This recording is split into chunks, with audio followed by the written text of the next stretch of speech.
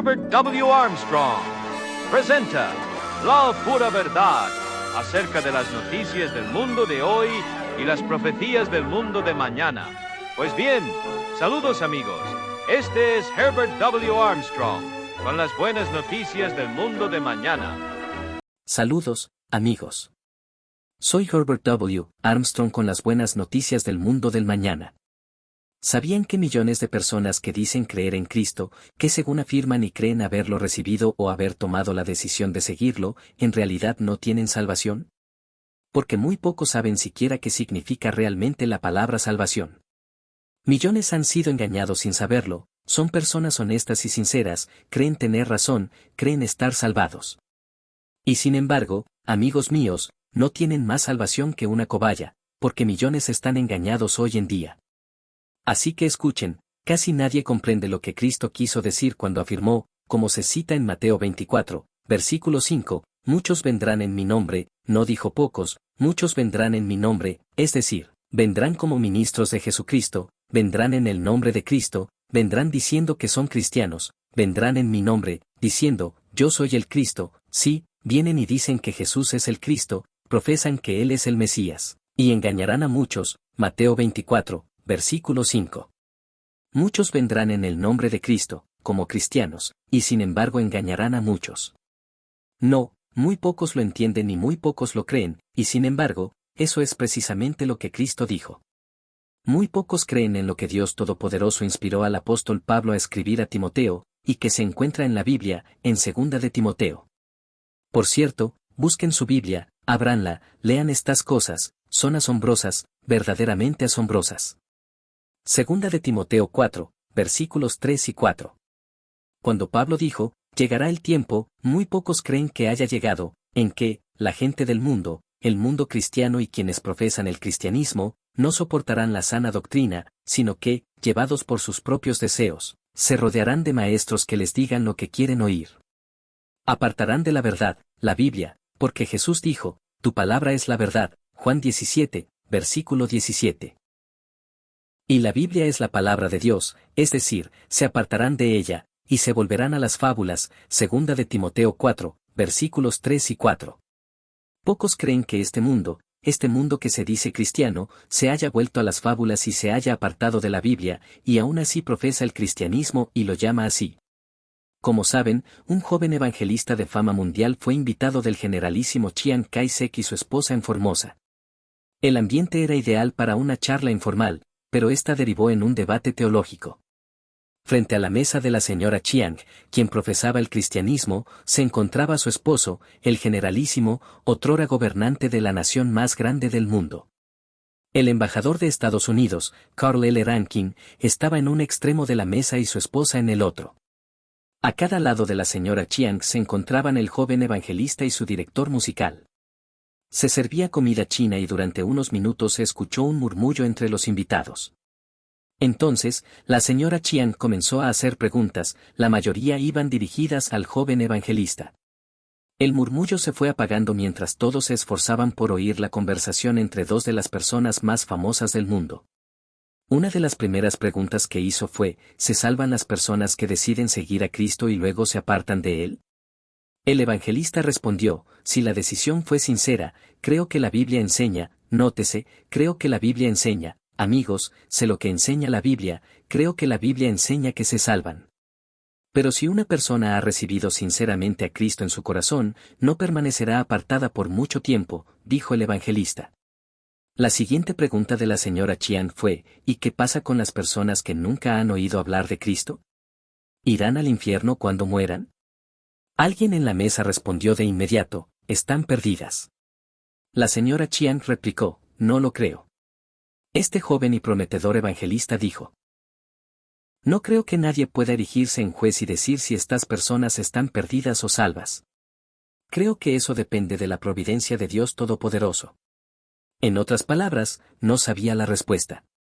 Voy a explicarles cómo pueden obtener la respuesta si desean saberla, pues conocen a mis amigos.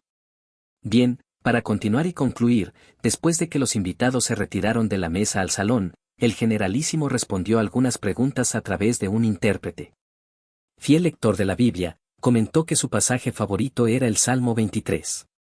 Ya lo he hecho una o dos o tres veces, he citado algo que dijo la señora Chiang Kai-shek que me pareció muy bueno y del que todos podríamos aprender una lección. Era lo que su madre le enseñó sobre la oración, y al parecer, la madre de la señora Chiang Kai-shek era quien mejor conocía la Biblia. Le había enseñado esto: cuando la mayoría de la gente ora, le dice a Dios, dame esto, dame aquello, Dios, quiero que hagas esto por mí, quiero que hagas lo otro. Esperan que Dios obedezca al instante. Pero la madre de la señora Chiang Kai-shek le había enseñado que, al orar, le pidiera a Dios que le revelara su voluntad y la ayudara a comprender lo que Dios quería que hiciera, en lugar de intentar decirle a Dios lo que ella quería que hiciera. Y, ¿saben?, es un muy buen consejo. Sin embargo, encontrarás en la Biblia miles y miles de promesas. Bueno, no sé si son tantas, sí, hay varios miles de promesas concretas en la Biblia y Dios espera que las hagas tuyas. Dios dice que suplirá todas tus necesidades, Dios dice y promete que si confías en Él, si su palabra permanece en ti y tú permaneces en Él, puedes pedir lo que quieras, siempre conforme a su voluntad, porque si su palabra permanece en ti, no pedirías nada más. Y que, todo lo que le pidamos, lo recibimos, porque guardamos sus mandamientos y hacemos lo que es recto delante de Él. Primera de Juan 3, versículo 22, paráfrasis. Ahora bien, si nos encontramos en esa condición, y hay condiciones, podemos pedirle a Dios cualquiera de estas miles de cosas que nos ha prometido y podemos estar seguros de que obtendremos la respuesta. Sin embargo, muchos piden mal, para satisfacer sus propios deseos. Santiago 4, versículo 3. Así que la gran mayoría no sabe cómo orar. Pero la madre de la señora Chiang Kai-shek le dio un consejo muy valioso. Amigos, este hombre no sabía qué le sucede a las personas que nunca han oído hablar de Cristo cuando mueren. ¿Alguna vez pensaron en eso? ¿Qué pasa con las personas que nunca han oído hablar de Cristo, y son millones? ¿Por qué la señora Chiang Kai-shek hizo esa pregunta? Les diré por qué, porque en China hay más personas que nunca han oído hablar de Cristo que en cualquier otra nación del mundo. Y la siguiente nación más poblada donde millones y millones nunca han oído hablar de Cristo es la India. ¿Saben, amigos, que hay cientos y cientos de millones de personas que ni siquiera han oído el nombre de Cristo? Mi Biblia dice, y este gran evangelista podría haberlo sabido si hubiera conocido la Biblia, en lugar de solo saber lo que enseñan los libros de teología y lo que aprendió en el seminario teológico. Si realmente hubiera estudiado la Biblia, sabría que dice, no hay otro nombre dado a los hombres bajo el cielo mediante el cual puedan ser salvos. Hechos 4, versículo 12. No hay otro camino de salvación. Y Jesucristo mismo dijo que Él es la puerta, y que si alguien intenta subir y entrar en el reino de Dios por cualquier otro medio que no sea el redil, la puerta principal del redil, ese hombre es un ladrón y un salteador, y jamás entrará. Juan 10, versículo 1, paráfrasis. También debería saber que el camino grande y popular, según Jesucristo, lleva a la destrucción, y muchos lo recorren, muchos son engañados. Pero el camino angosto, la puerta estrecha y el camino arduo, difícil y pedregoso, es el camino que lleva a la vida eterna, y Jesucristo dijo que pocos son los que lo hallan. Mateo 7. Versículo 10, parafraseado. Ahora bien, si quieren saber la respuesta a esta pregunta, no tenía intención de abordarla en este programa y no voy a dedicarle tiempo. Pero, ¿qué sucede con las personas que mueren sin haber oído hablar de Cristo? ¿Van al infierno? ¿O van al cielo? ¿Qué les ocurre? Si quieren saber la respuesta, tengo un folleto que se la dará. Pueden saberlo sin tener que decir, como hizo ese evangelista, no lo sé, creo que depende de la providencia de Dios Todopoderoso. Tengo un folleto que les mostrará dónde encontrar la respuesta en la Biblia y les permitirá creer lo que dice la Biblia, no necesariamente lo que dice mi folleto. No les pido que lo crean. Les pido que abran su mente. Este folleto es bastante impactante, contiene información valiosa. Si no pueden aceptar información relevante y cuestionar algunas supersticiones y fábulas aceptadas por la mayoría de la humanidad, les invito a que lo soliciten. Se trata de un folleto titulado Predestinación. Seguramente se han preguntado mucho sobre la predestinación. ¿Están algunas personas predestinadas a la salvación y otras a la perdición? ¿Acaso Dios ya decidió su destino antes de nacer? Si es así, amigos, no tienen nada que decir al respecto, ¿verdad? Creo que muchos de ustedes quieren saber más sobre esto, es una pregunta que pocos han comprendido. Si desean entenderla, soliciten el folleto, Predestinación. Ahora tendrán que pedirlo por su nombre, no pregunten por el folleto que mencioné en esta transmisión, no lo recordaré. Pidan el folleto titulado, Predestinación. Deben escribir ese nombre en su solicitud. Recuerden, si quieren ese folleto sobre predestinación, no lo anuncio muy a menudo. Creo que han pasado unos 6 meses o quizás un año desde que lo mencioné en este programa, pero creo que aún nos quedan unos miles de ejemplares, si no, imprimirán más. Salvación. Bien, ahora leo lo que dice algún gran evangelista, y si me formo una idea, claro, de lo que se supone que es la salvación, si leo o escucho lo que dice, y creo lo que dice sobre cómo uno debe convertirse. Amigos, a la gente se le ha enseñado falsamente que Cristo completó el plan de salvación en la cruz, cuando en realidad solo comenzó allí. Solo lo inició allí. Ahora bien, esta creencia popular que tienen algunas personas es que basta con creer, que eso es todo, que todo lo que tienes que hacer es tomar la decisión por Cristo, o profesar a Cristo, o aceptar a Cristo, y ya estás automáticamente salvado. Amigos, esa enseñanza es falsa. Y debido al engaño, debido a que el verdadero Evangelio de Jesucristo ha sido borrado, durante estos 1900 años, por la predicación de un falso Evangelio sobre la persona de Cristo. Ahora escuchen, oyen un Evangelio sobre Cristo, oyen a la gente exaltar a Cristo, oyen que hablan de Cristo, de su vida, de sus enseñanzas y todo eso, y creen que ese es el Evangelio de Cristo. El Evangelio de Cristo es el Evangelio que Él predicó, no un Evangelio de hombre sobre su persona. Ahora bien, si escucho lo que dicen cientos, incluso miles, de líderes religiosos que se presentan en nombre de Cristo, que llaman a su religión cristianismo y que afirman ser ministros de Jesucristo, llego a la misma conclusión. Una conclusión que, por cierto, la mayoría de los educadores, científicos y líderes intelectuales desdeñan como una superstición. ¿Por qué habrían de hacerlo? Es la idea común, popular y generalmente aceptada del cristianismo, de la salvación, de lo que significa ser salvo y cómo se logra la salvación. Voy a expresarlo de forma más sencilla, y creo que podrían pensar que no es halagador, que no lo dirían así, que no es tan claro. Pero la mayoría cree esto, ya somos inmortales, ya tenemos vida eterna, no necesitamos el regalo de Dios. Como sabes, la Biblia dice, la paga del pecado es muerte, pero la dádiva de Dios es vida eterna. Romanos 6, versículo 23, y debes recibirla como un regalo de Dios. Ahora bien, creo que algunos creen que ya la tienes, pero que estás automáticamente separado de Dios por una o dos razones, o bien por el pecado de Adán o porque tú has pecado. Y la mayoría te dirá, por supuesto, que todos han pecado y están destituidos de la gloria de Dios, Romanos 3, versículo 23. Y quizás crean que son tus propios pecados los que te han separado de Dios. Pero creen que la muerte no significa muerte, nada parece significar lo que dice la Biblia. Muerte, la muerte parece significar separación de Dios. Y mientras que vives eternamente, en otras palabras, en lugar de muerte significa vida eterna. Ahora bien, la vida eterna es lo que recibes de Dios, no lo que ya tienes. Y estás separado de Dios, eso es cierto, pero esa no es la pena, estar separado de Dios. Ya está separado de Dios y la pena es la muerte, y esa muerte es para toda la eternidad. Nunca habrá resurrección de esa muerte porque esa es la segunda muerte en el lago de fuego. Ese es el único infierno de fuego del que habló Jesucristo, y es mucho más caliente de lo que la mayoría piensa, porque nadie resucitará jamás de esa muerte. Es para toda la eternidad. El castigo es la muerte, el castigo no es la separación de Dios, ya la tienes, ese no es tu castigo. Te espera otro castigo más adelante por estar separado de Dios, y ese castigo es la muerte, y es por toda la eternidad, por lo tanto, es un castigo eterno. Algunas enseñanzas son erróneas.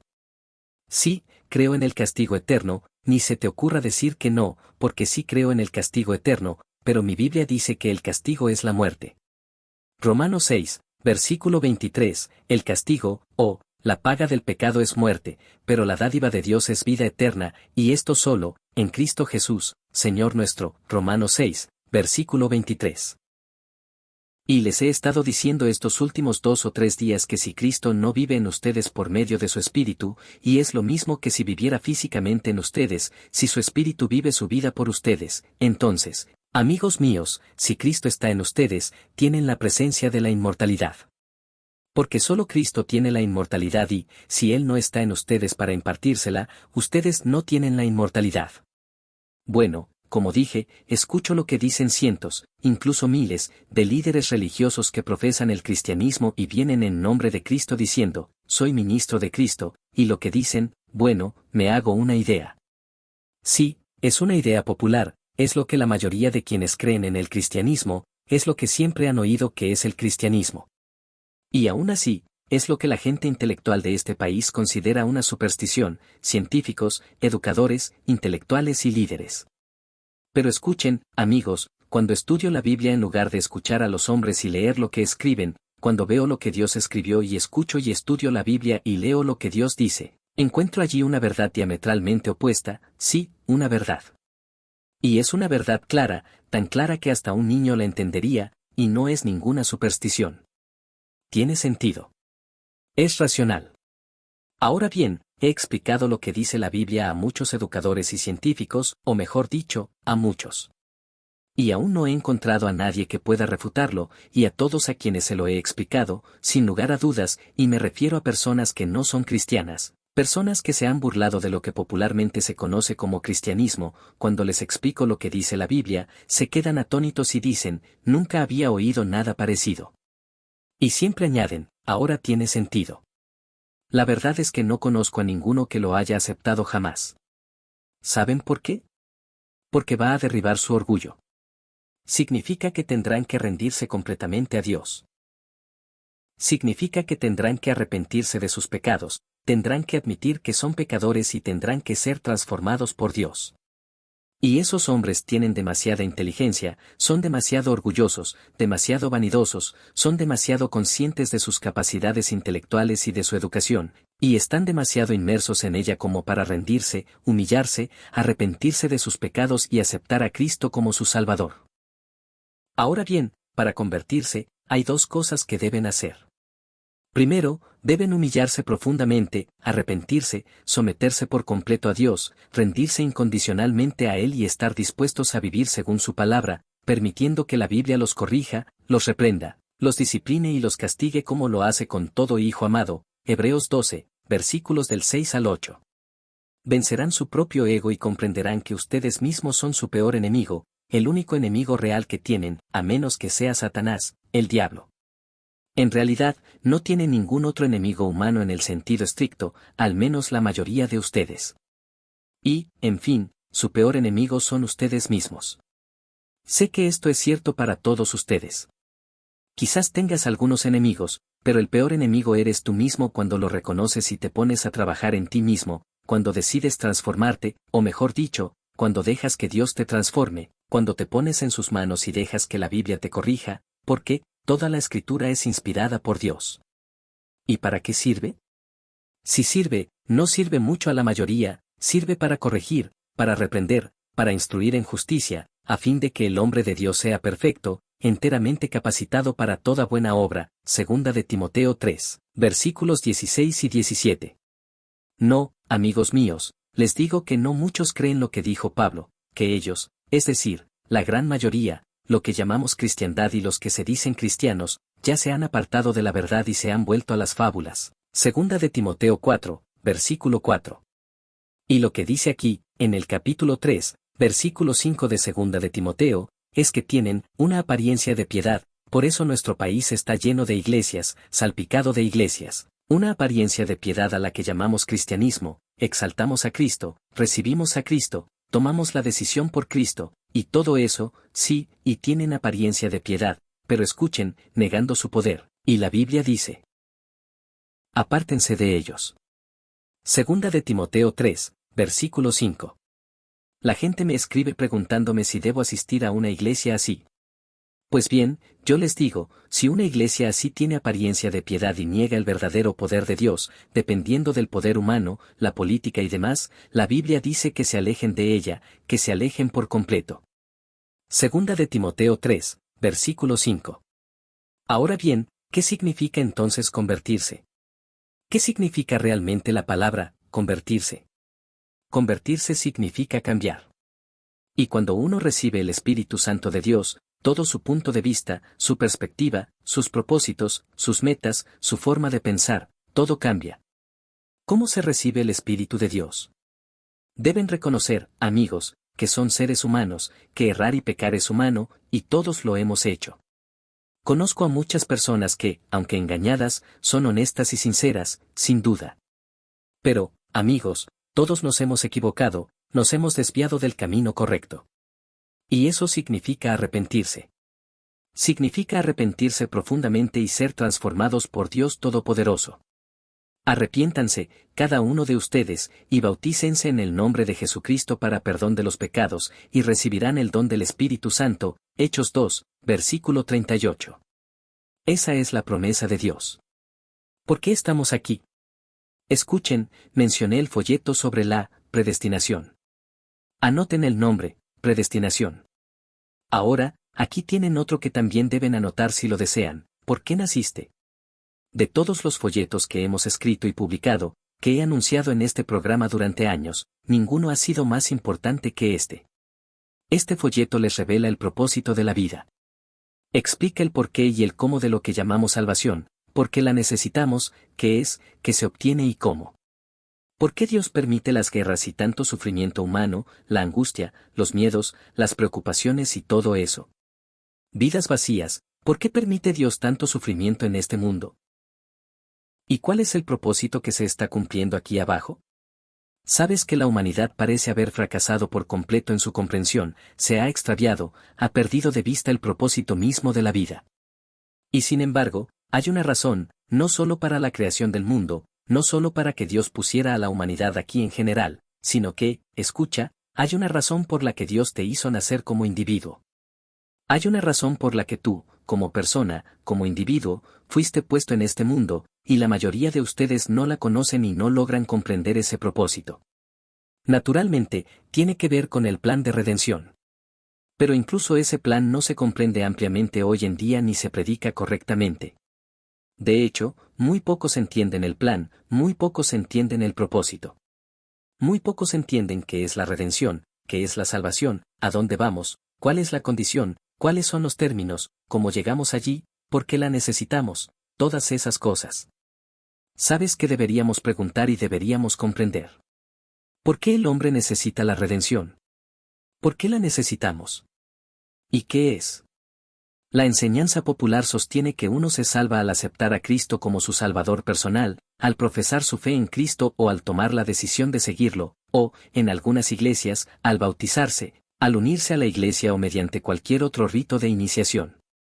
Bien, amigos, quiero preguntarles algo, quiero que reflexionen sobre esto. ¿Por qué, entonces, Dios no se lleva a una persona en ese mismo instante si ya está salva, si todo está consumado y no hay nada más que hacer? ¿Por qué Dios no se lleva al cristiano salvado de este mundo de sufrimiento? ¿Por qué tiene que seguir sufriendo? ¿Por qué no llevarlo inmediatamente a su recompensa celestial? Si está salvado, ¿por qué debe seguir viviendo en esta vida de sufrimiento? ¿Y por qué leemos en la Biblia que, del hombre verdaderamente convertido, un hombre justo, se dice que muchas son las aflicciones tanto del justo como del injusto? Aunque también dice que Dios lo libra de todas ellas, Salmo 34, versículo 19. ¿Pero por qué habría de sufrir estas aflicciones? Y luego leemos en la Biblia, todos los que quieran vivir piadosamente en Cristo Jesús padecerán persecución, segunda de Timoteo 3, versículo 12. Si no sufres persecución, no vives piadosamente en Cristo Jesús, no eres realmente cristiano. Ciertamente, no tienes salvación según la palabra de Dios. ¿Pero por qué habría de ser así? ¿Por qué habría de ser así? Y luego leemos, a través de muchas tribulaciones debemos entrar en el reino de Dios, Hechos 14, versículo 22. ¿Por qué? ¿Por qué Dios no lleva a una persona inmediatamente a su recompensa y la libera de todo el dolor, la angustia y el sufrimiento de este mundo si se salva en ese mismo instante? ¿Por qué existe el pecado? ¿Por qué? Ahora oímos que proviene de la caída original del hombre. ¿Entienden ustedes esa caída original? ¿Acaso existió realmente? Amigos, hemos oído hablar de ella, la damos por sentada, pero ¿alguna vez la han investigado? Lo harán si leen este libro, lo explicará todo. Este folleto, amigos, es tan importante que no podrán comprender la vida, la salvación ni el propósito de Dios a menos que entiendan su contenido. Creo, mientras lo digo, que nunca hemos publicado un folleto más importante para ustedes. Ahora bien, muchos de ustedes están suscritos a la revista La Verdad Clara. Pues bien, no recibirán este folleto a menos que lo soliciten expresamente. Deben escribir aparte, indicando su nombre. El nombre de este folleto es, ¿por qué naciste? Anótalo inmediatamente. Ahora, el otro folleto, todo sobre el bautismo en agua. Simplemente escribe todo sobre el bautismo en agua. Este folleto, muy atractivo, explica el camino de la salvación. Responde completamente a la pregunta. ¿Es esencial el bautismo en agua para la salvación? Explica el camino de la salvación, habla del ladrón en la cruz, ¿se salvó sin el bautismo en agua? No tuvo la oportunidad de ser bautizado en agua. ¿Podría haberse salvado sin él? ¿Cuál es la forma, el modo o la manera correcta de bautizar si ahora está vigente y es condición para la salvación? ¿Es por aspersión, por derramamiento o por inmersión?